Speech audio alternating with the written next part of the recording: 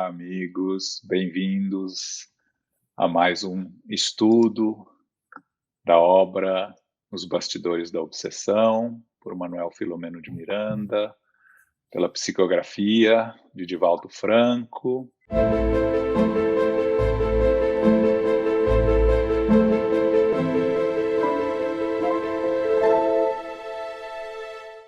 Hoje temos aqui, além de mim, João Kornigold, temos Jussara Kornigold e Vitor Silvestre, os nossos coordenadores, para fazer o estudo. Vamos começar, como sempre, elevando nossos pensamentos em prece, pedindo o auxílio dos amigos espirituais, para que todos sejamos iluminados, para que possamos receber a luz e a inspiração para podermos dividir os ensinamentos do Mestre Jesus. Pedimos aos nossos espíritos protetores que nos auxiliem para que possamos aprender, para que possamos absorver os ensinamentos, mas, acima de tudo, possamos ter a habilidade de pôr em prática no nosso dia a dia tudo que fomos aprendendo ao longo dessas aulas. Agradecemos a nossa mentora Sueli Caldas Schubert, que criou esse grupo, a Manuel Filomeno de Miranda e Divaldo Franco por nos permitirem um objeto de estudo tão brilhante. Agradecemos ao Mestre Jesus por outra oportunidade de trabalharmos em seu nome e pedimos permissão para começar os nossos trabalhos. Que assim seja. Então, hoje nós vamos falar sobre o capítulo 12, Desobsessão e Responsabilidade. Manuel Filomeno de Miranda, no começo do capítulo, reflete na fortificação da fé e num entusiasmo à medida que o trabalho prosseguia e que se multiplicavam os convites à luta. E que ele notava que quanto mais eles se comprometiam com o trabalho, mais eram alvos de ataque, investidas de violência, tanto através de pessoas irresponsáveis que se faziam instrumentos de espíritos infelizes, como de alguns parentes invigilantes e perturbados que atiçavam a rebeldia, e almas que, através dos laços de matrimônio inconsequentes, provocavam ira, insensatez e acabavam transformando-se em algozes. Então ele continua aqui nessa resistência a esses ataques, promovia essa rara felicidade de se encontrar em campos de fé redentora. Diferente da época do início do cristianismo, quando o holocausto e o martírio eram as causas de perseguição e de punição, ele diz que os testemunhos de hoje têm que ser silenciosos, na cruz da abnegação e da renúncia, e fora dos grandes espetáculos. Então, dias ocorriam sem grandes alterações, até que num dia de trabalho habitual, Saturnino chamou a atenção que o irmão Glaucus viria através da incorporação do médium Moraes para trazer informações valiosas. E ele começa, então, a dizer que, conforme os amigos estavam informados, Teofrastos, nosso irmão Teofrastos, tem sido hóspede da casa. E que, enquanto ele está lá, ele se desperta para a verdade, que é também renascer para a responsabilidade. Mas ele nos alerta que o cego que se demora sem ver por longos anos, ao acordar na manhã, sente a ardência da luz e experimenta o sofrimento com a claridade. Então, tenta refazer o caminho pela noite tormentosa e padece, embriagado pela luminosidade. Que identificar-se com a vida abundante pode parecer fácil, mas perseverar na comunhão com a vida maior é um sacrifício que demanda esforço e que nos lembra o que o mestre nos falou: não voltes a pecar para que não aconteça algo pior. Falando um pouco mais sobre Teofrastos, ele diz que durante longo tempo ele fora vítima da chama da vingança que ele acalentava na mente, e que como o ódio encega e bloqueia a razão, ele não conseguia identificar exatamente o responsável pela tragédia. E quando encontrou-lo agora, o responsável estava numa situação muito pior que a sua. Mas Teofrastos havia conservado do cristianismo a concepção infeliz de que das perseguições e dos problemas, das distorções que o cristianismo nos tinha trazido à época, na adulteração aos ensinos do mestre. Então ele conservava até hoje a aversão pelo nome do Cristo e pela doutrina, e acreditava-se vítima das circunstâncias. Então ele nos diz que imenso trajeto ainda o esperava, um longo mergulho na carne sofredora, uma nova reencarnação aguardava a benefício dele mesmo. E enquanto ele espera a renovação espiritual, e que tem que ser a velocidade que ele está preparado para enfrentar, ele acompanha os trabalhos que ocorrem na casa, as operações socorristas dirigidas aos sofredores na casa espírita, e ele verifica a forma pela qual se comportam os espíritos, sobre a constrição do testemunho e da prova, da perturbação e da dor, confirmando então a identificação com Cristo. O ministério da fraternidade começa a fazer parte do conhecimento dele, e aí ele começa a se conscientizar que se deixou arrastar pelos próprios conceitos e envendrou nos meandros de suspeitas e desconsiderações as nobres florações da fé.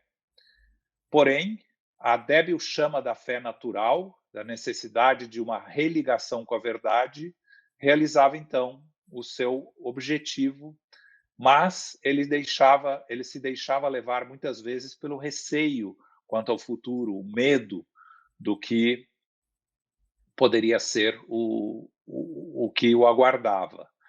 E aí, Glaucus nos lembra que nenhum de nós está isento de ser vítima das circunstâncias, e que podendo derrapar nos abismos do desespero e da alucinação. E, através da queda, podemos retardar em demasia o nosso progresso. E é muito justo que vejamos nele o nosso passado, ou o que poderia ser o nosso presente, caso não tivéssemos sido beneficiados em receber e aceitar o convite de Jesus, nosso amigo e mestre.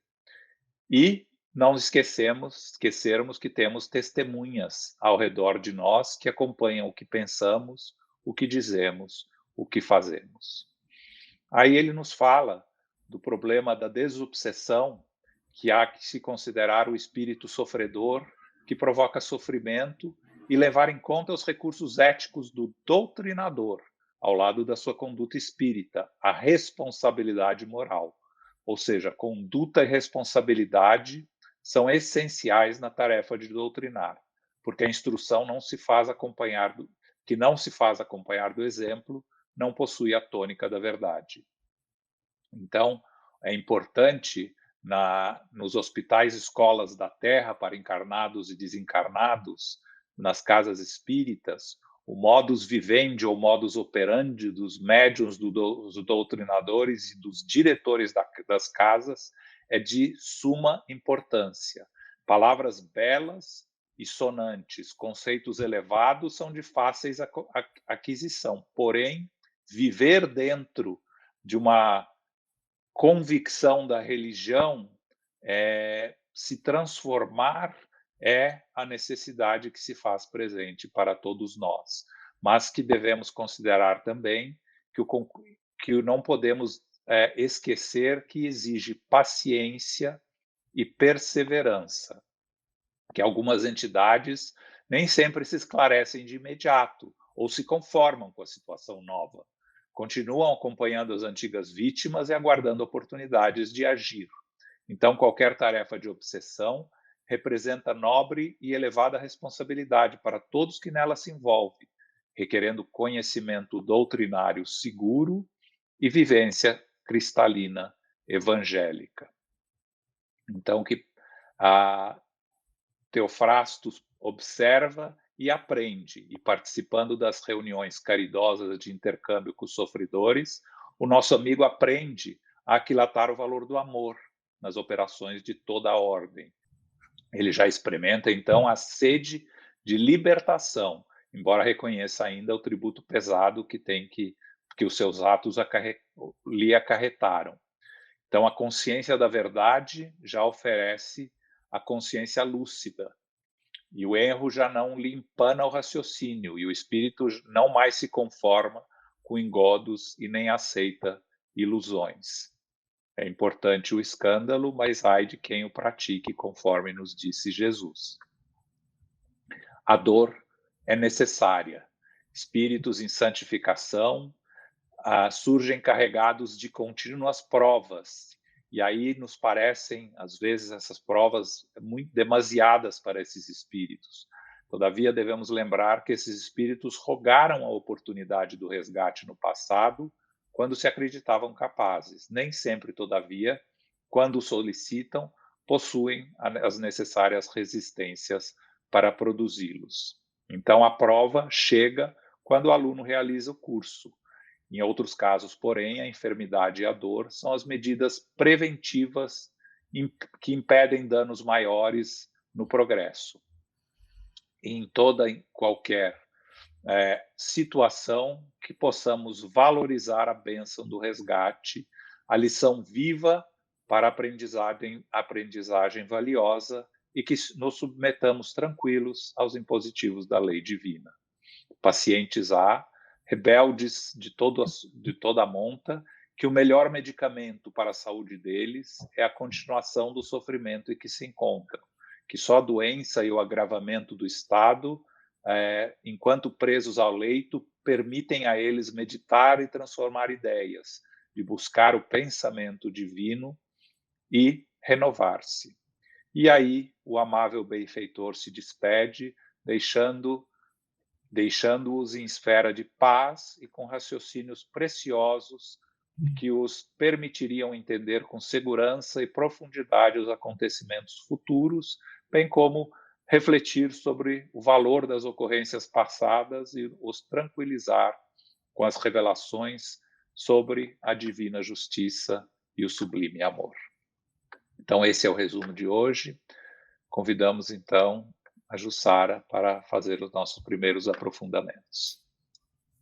Olá, queridos irmãos, queridas irmãs, bem-vindos a mais esse estudo desta obra tão maravilhosa que estamos estudando, né, de Manuel Filomeno de Miranda, e graças à contribuição do nosso querido Divaldo Pereira Franco.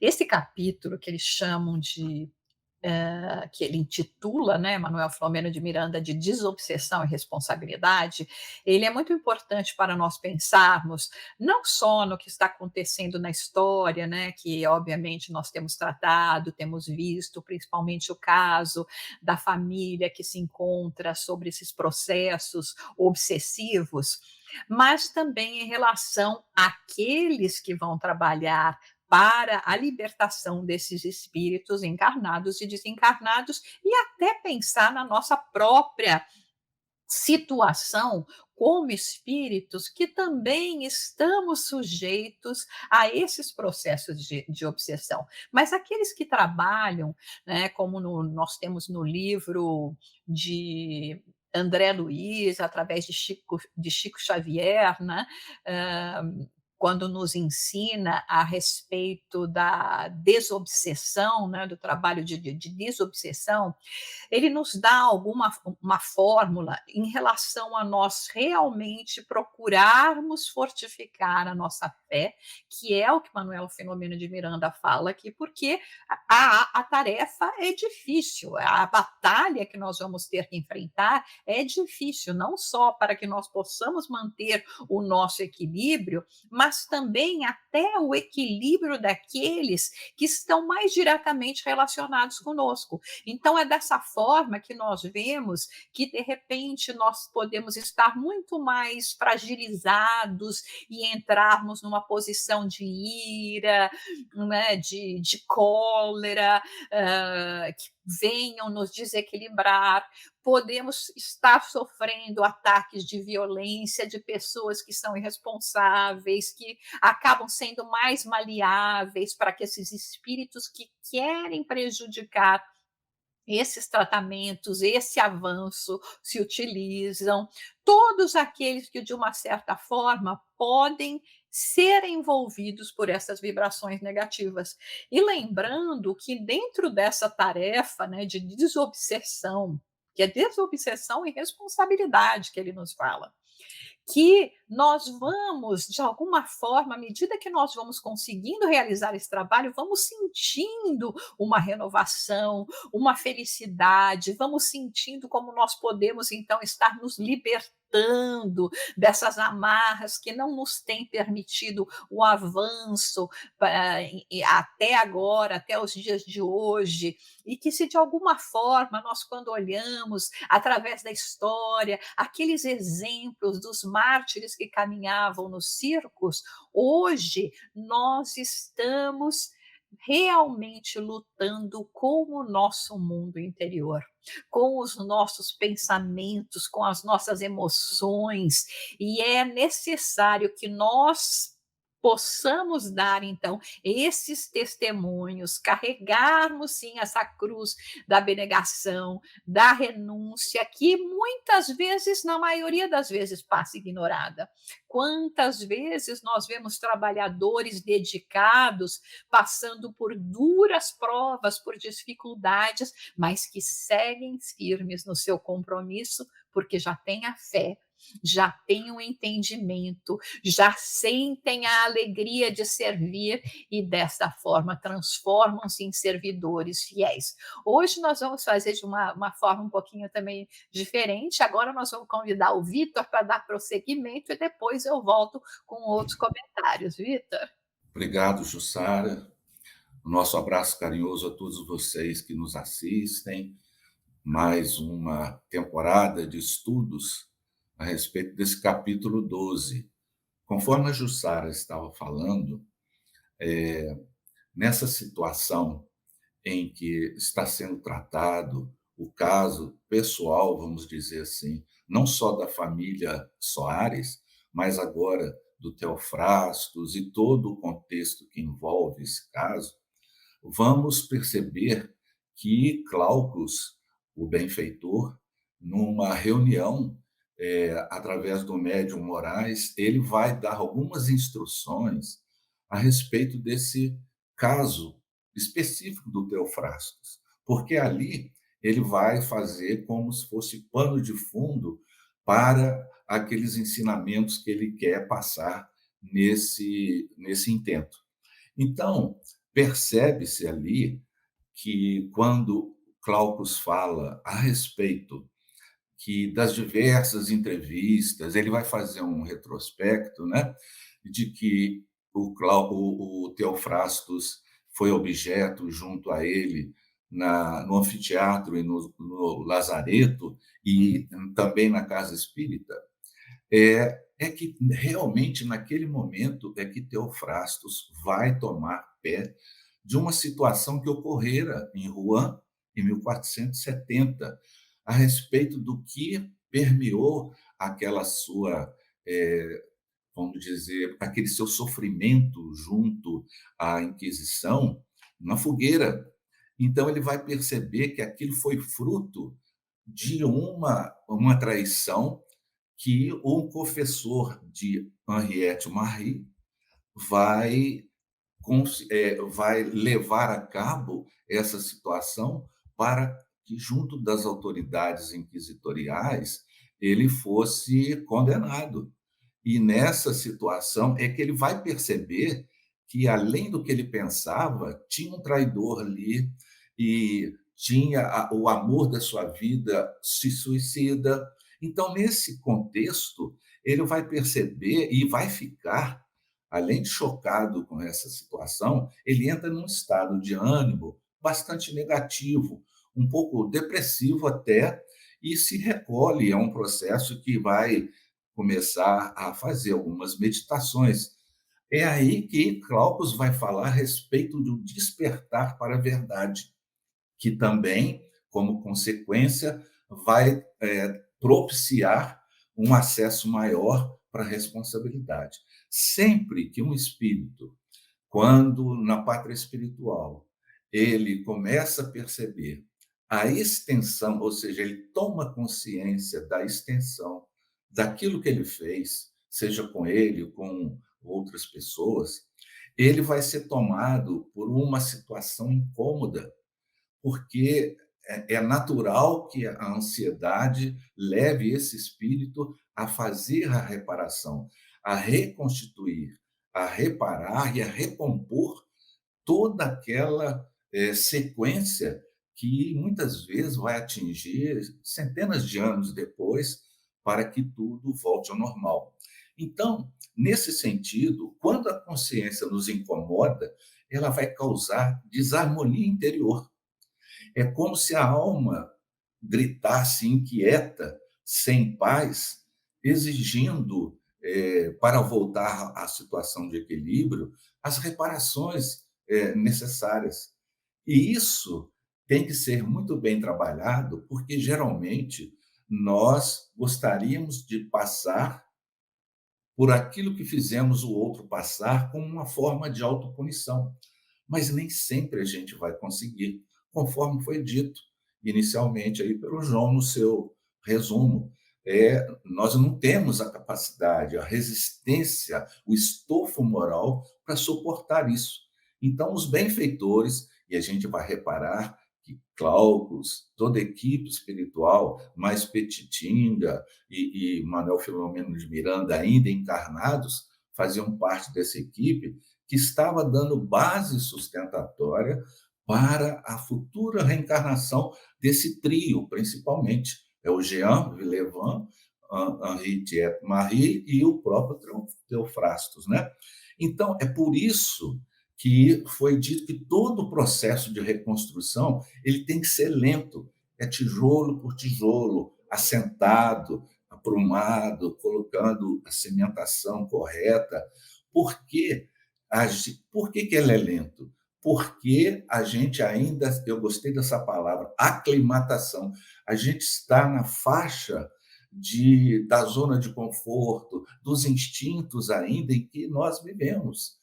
E quando as tentações e os atavismos da gente repetir aquilo que fizemos no passado mostra sua força poderosa e atrativa, a gente vai ficar naquela indecisão.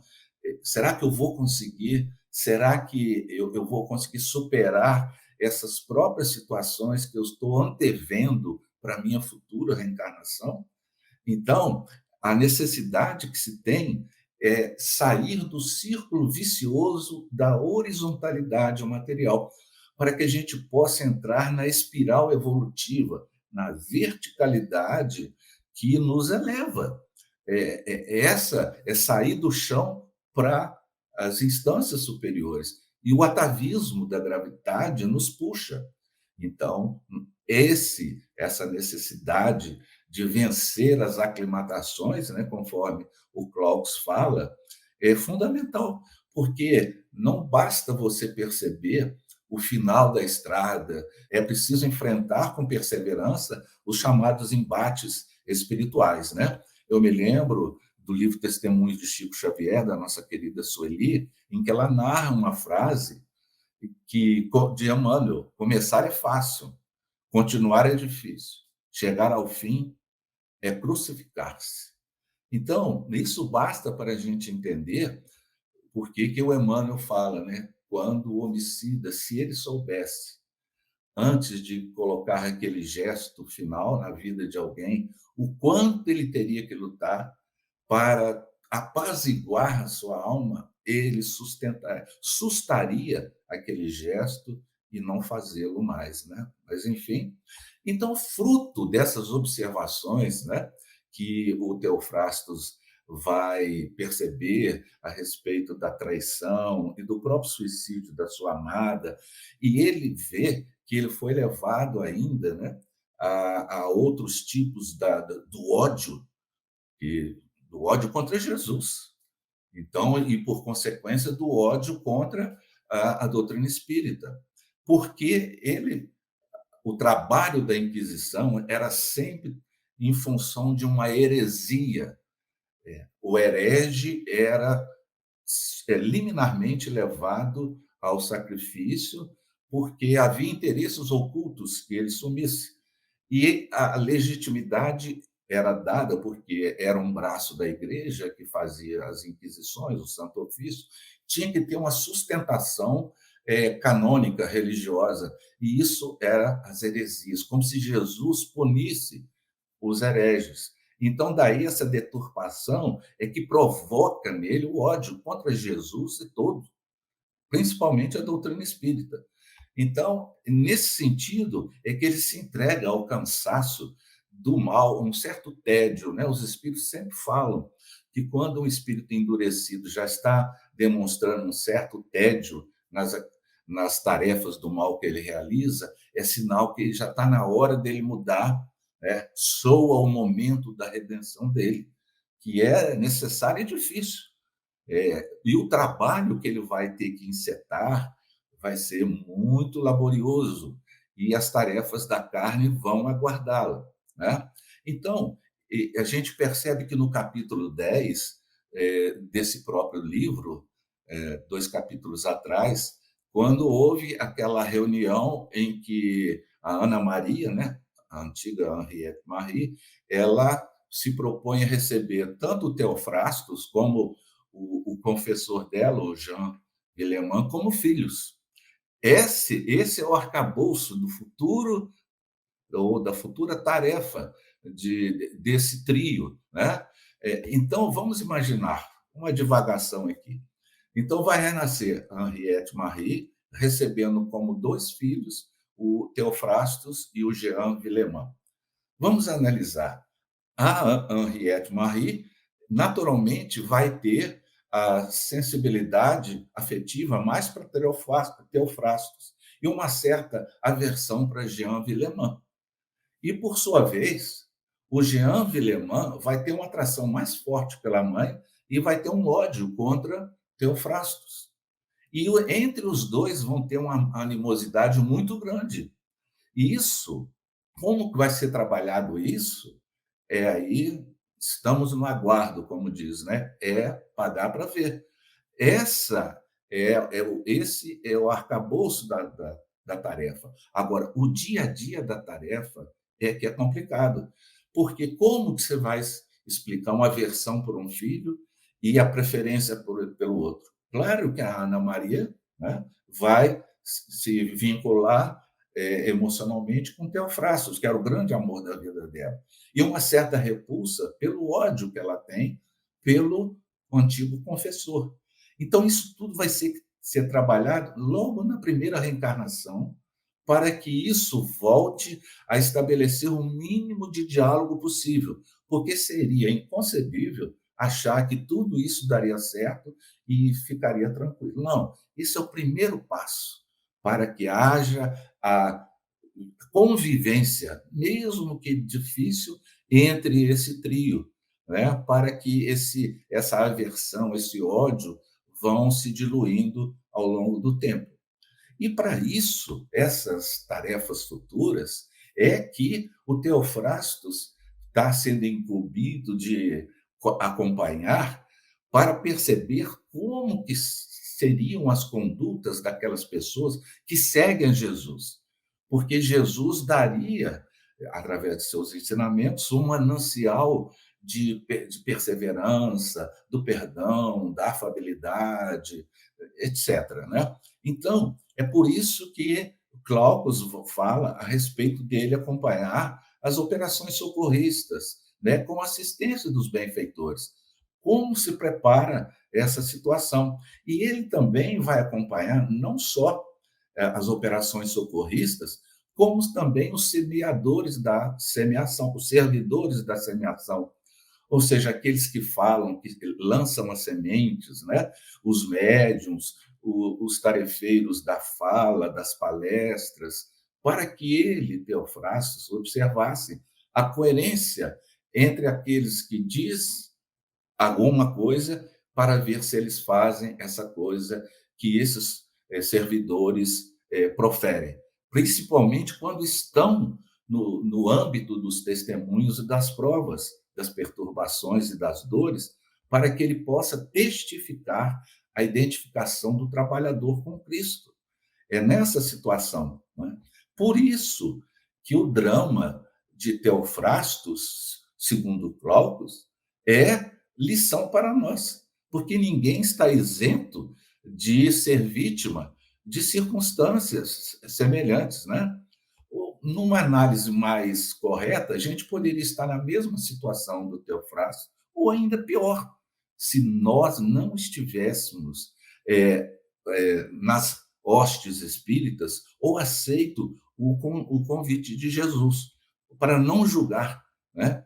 É por isso que, quando a gente fala interfere os espíritos em nossas existências, muito mais, por isso que se diz, né, como Paulo de Tarso, a respeito da nuvem de testemunhas, encarnados e desencarnados, que nos acompanham os passos e que interferem nas nossas ações diariamente. Nesse sentido é que a gente vai perceber o modus operandi dos médiuns, né? Porque dos médios, quando fala dos médios, envolve todo o aparato de uma reunião de desobsessão. Porque num contexto obsessivo, ele só pode ser compreendido quando há obsessor. O que é o obsessor? É aquele que fez sofrer porque sofreu.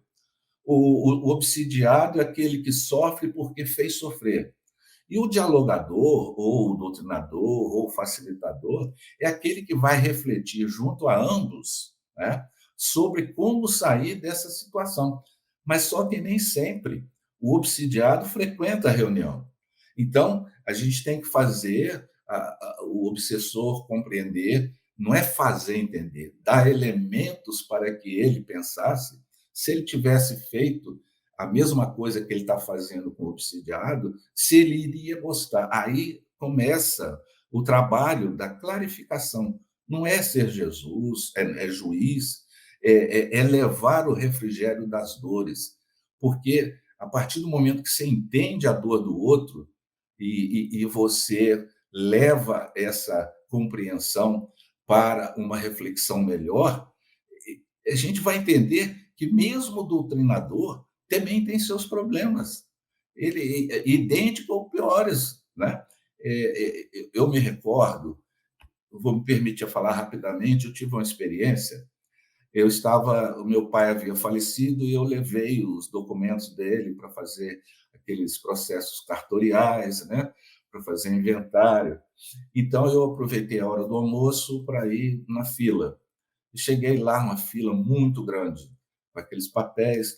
Então, atrás de mim tinha um senhor, assim, bastante irrequieto, e ele estava com uma pastinha, não sei se aquela com elástico, né? Mas uma pastinha, toda hora ele encostava a pasta nas minhas costas e eu sentia aquela pontada. Eu falei, que coisa estranha. Eu virava levemente para trás, né? Enfim, e o tempo foi passando e o homem cutucando com aquela pastinha atrás e eu comecei a sair um pouco da faixa, não da angelitude, mas a faixa da normalidade, né? Mas eu fiz preces, pedi a Bezerra, a Jesus, etc. E aquilo foi, a fila andava e ele empurrando, a fila andava, até que a mocinha lá do cartório falou, o próximo. Aí eu fui lá, ela falou assim, parabéns. Eu falei, parabéns por quê? Você é o Vitor? Eu falei, sou.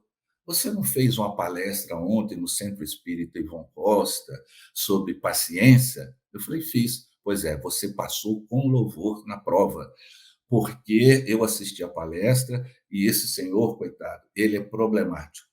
Você venceu porque você não altercou com ele. Todo mundo briga com ele, mas você não.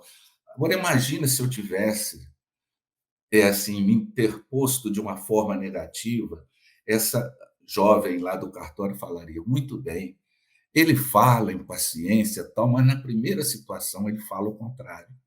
É a questão da coerência.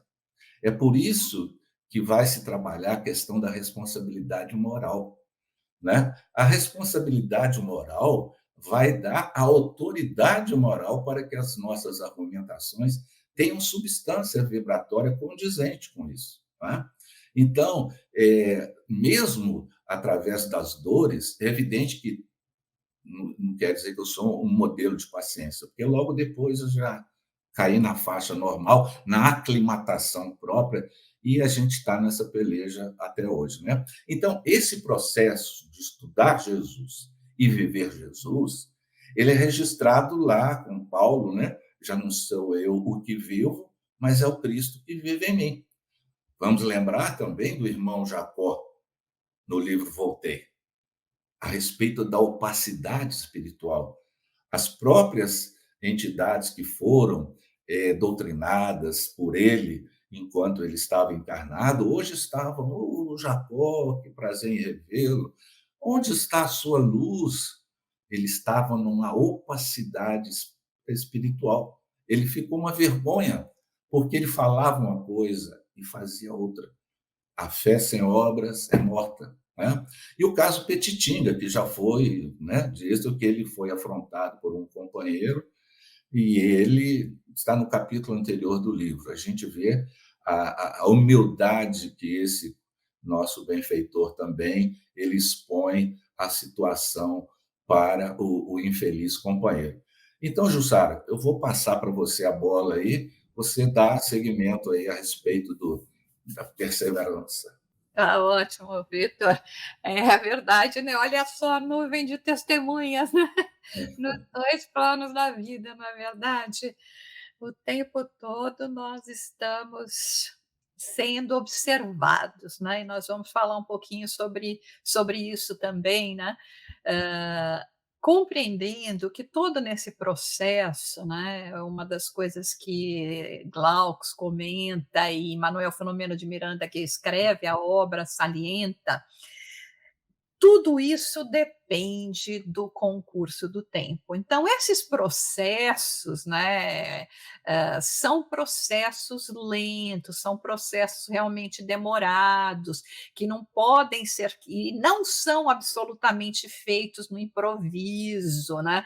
Então toda para que toda essa junção, como nós temos aqui, nesta situação que nos apresenta no livro, né, Manuel Filomeno de Miranda, fosse possível ocorrer com a presença dos mentores, daqueles que iriam colaborar, o momento certo da família Soares, as situações que aconteciam então com o pai, com a filha, o Teofrastro responsável por aqueles espíritos que vinham buscar então essa vingança em relação à família Soares. Vejam que a obra da espiritualidade superior não tem nada que ocorre por acaso, né?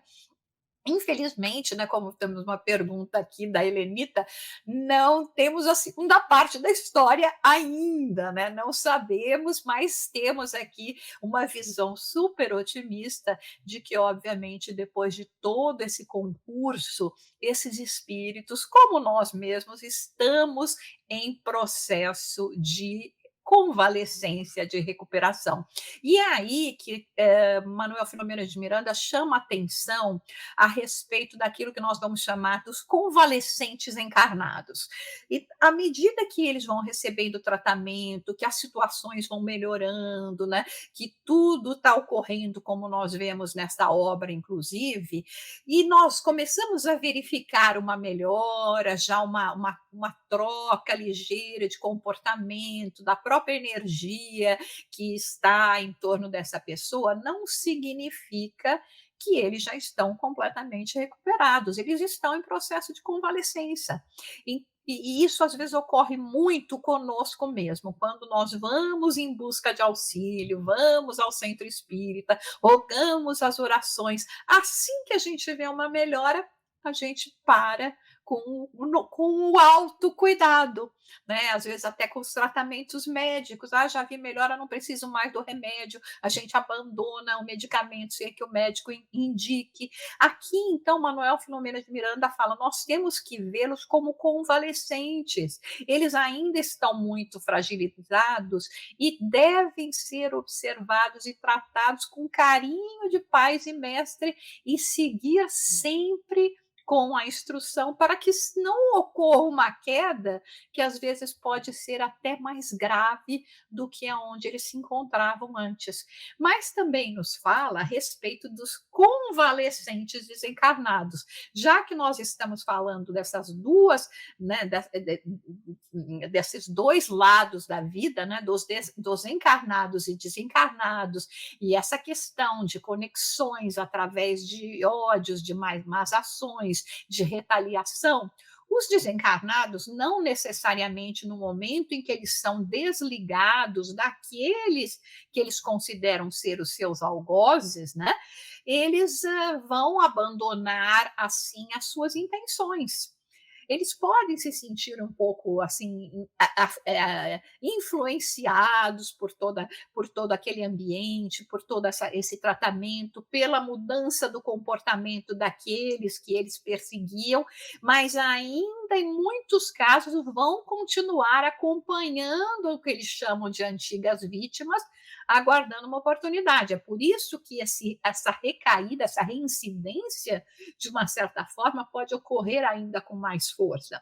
Mas também aqueles que já se deixam se envolver um pouco mais por esse amor, por esse carinho, por esse entendimento de que o caminho que eles se encontram não é o caminho que vai levá-los à paz de espírito, à felicidade, esses também, da mesma forma que os encarnados convalescentes, também estão se convalescendo, também precisam que nós nos lembremos deles em prece, para que eles também, através de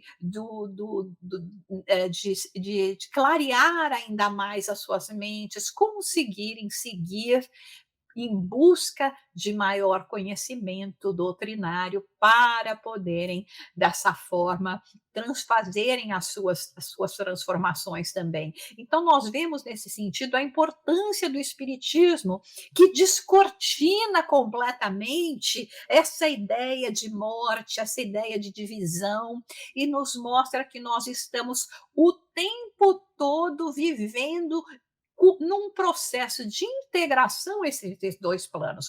Podemos não estar cientes, podemos não estar conscientes, mas este intercâmbio ocorre e, né, dessa forma, quando nós assim entendermos, analisarmos mais os nossos pensamentos, aqueles que chegam às vezes sorrateiros, querendo nos desviar por um outro caminho, compreendermos que pode ser uma influência e, dessa forma, nos precavermos para não cedermos a esses impulsos que podem nos complicar.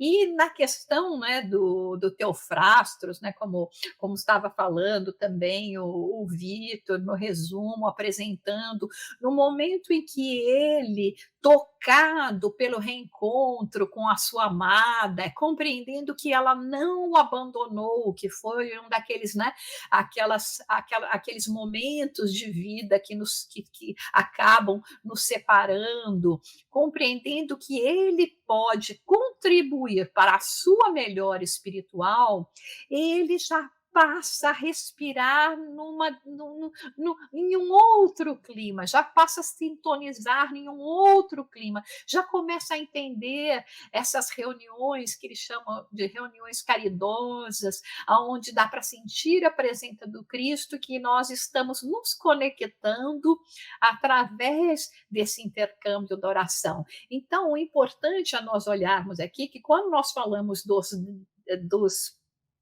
convalescentes desencarnados e a posição que eles vão assumir posteriormente a todo, vamos dizer, esse tratamento, né, desse processo de desobsessão, vai depender muito do nosso comportamento. Por isso que esse capítulo chama desobsessão e responsabilidade, porque não adianta simplesmente nós chegarmos lá e, vamos dizer assim, varrer a casa toda e depois deixar lá um ano parado achando que vai ficar tudo bem.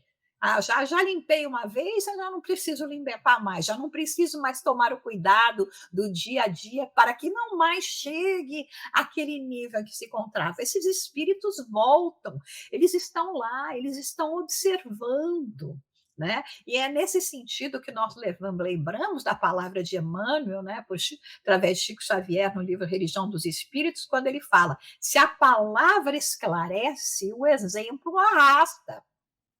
Então, é nesse momento, né? Então, até foi ótimo, né, Vitor, você trazer essa ilustração desse fato que aconteceu com você, porque você veja, é muito fácil a gente chegar aqui e falar, né, e teorizar, né, e às vezes até temos facilidade na comunicação, mas o exemplo é isso que esses espíritos estão observando, é isso que vai fazer com que nós mudemos de ambiente espiritual, né? E interessante também que Manuel Filomeno de Miranda cita aqui, que no caso, nesse processo de observação de tudo que ocorria, né? O Teofrastos podia ver que algumas técnicas que os mentores espirituais utilizavam eram técnicas até que eles utilizavam, seguramente no campo do magnetismo, né? Todas essas técnicas que nós sabemos que também espíritos que ainda se demoram nas faixas de baixo pensamento também são sagazes e sabem utilizar, mas agora com o propósito de conexão com o amor divino. Então, à medida em que esses espíritos, aqui no caso do Teofrastos, ele começa a perceber tudo isso, lentamente, porque como nós fala aqui Manuel Filomeno de Miranda, é tempo, né? Nada muda do dia para a noite. A gente gostaria que fosse assim, mas requer muito esforço, né? A gente fala sangue, suor e lágrimas, né? Mas requer esse esforço para que a gente possa modificar esse panorama mental, e foi o que estava acontecendo já com o Teofrastos, já tendo uma consciência da verdade, ficando mais lúcido, já vendo o erro que ele vinha se comprometendo e já não querendo mais esse caminho, já não mais ficando enceguecido por essas ilusões de retaliações, de inclusive trazer mais dor às pessoas. Agora, em relação à dor, né, quando nos fala aqui o espírito Glaucus, ele diz que muitas vezes nós vamos nos deparar com pessoas de comportamento íntegro, vida nobre, que trabalham dedicando-se para o bem, né, não só de si mesmas no processo de aprendizado, crescimento espiritual, mas do próximo também. Muitas vezes nós vamos encontrá-las também em dor e vamos nos questionar por que essas pessoas estão sofrendo, mas elas não são tão boas, elas não merecem sofrer. Aí eu lembro de uma frase que Emmanuel fala, mas eu não lembro de onde é a citação, e obviamente eu falo nas minhas palavras, mas é mais ou menos isso, para a gente lembrar, né, que dentro desde nossa criação até agora, né, nós estamos sendo bonzinhos faz 5 minutos, né? Tem todo um passado que a gente não sabe ainda. Então, nós temos débitos terríveis, né, que nós temos que, de alguma forma, aprendermos para não mais nos comportarmos como nos comportávamos antes.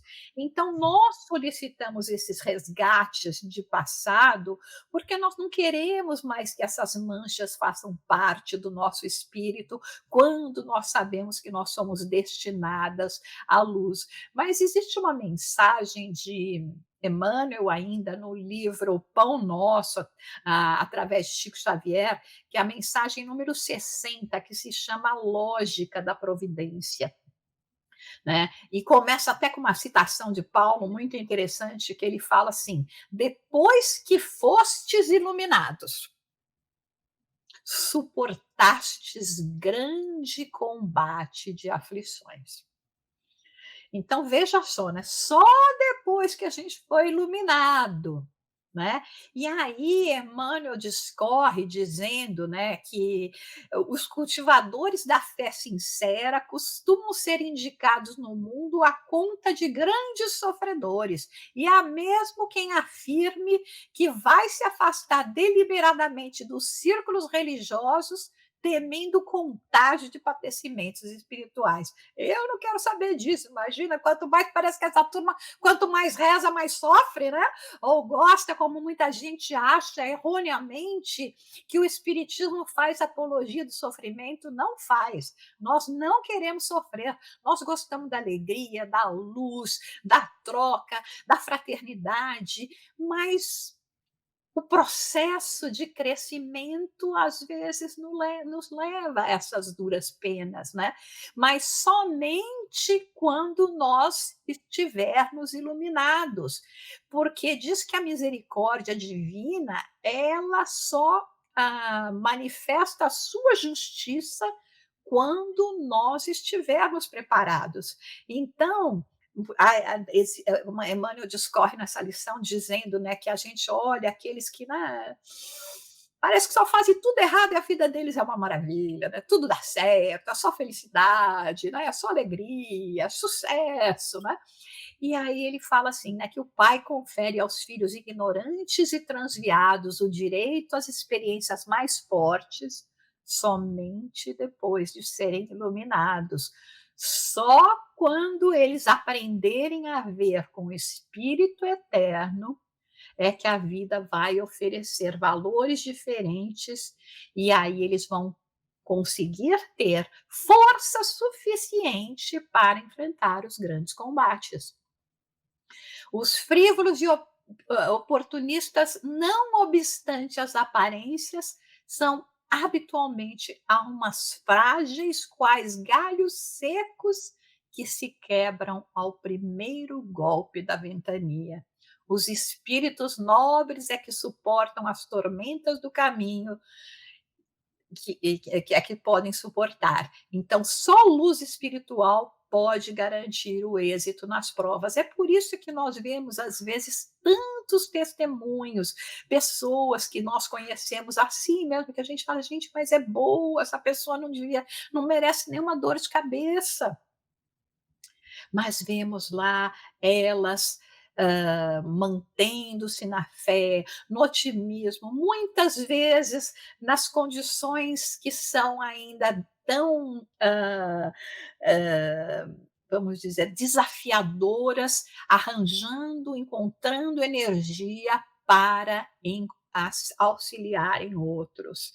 Então, nós temos de que, uma certa forma, pensar que a prova só vai chegar para a gente quando nós realizarmos o curso. É por isso que, quando Joana de Ângeles nos fala na mensagem que temos no Evangelho, né, a dor é uma bênção que Deus envia aos seus eleitos, nós temos que compreender, puxa, se eu estou sofrendo é porque Deus me ama, né? É porque eu já estou mais preparada para esses embates. Meu espírito está se fortalecendo.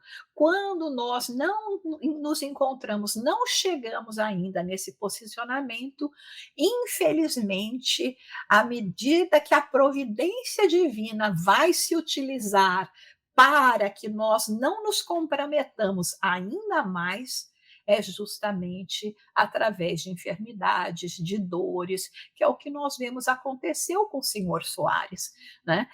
Foi necessário ele passar por todos esses processos para quebrar, assim, aquele padrão aonde ele vinha, negligenciando a família, gastando os recursos das famílias em vícios e entrando em embates corporais através de agressividade.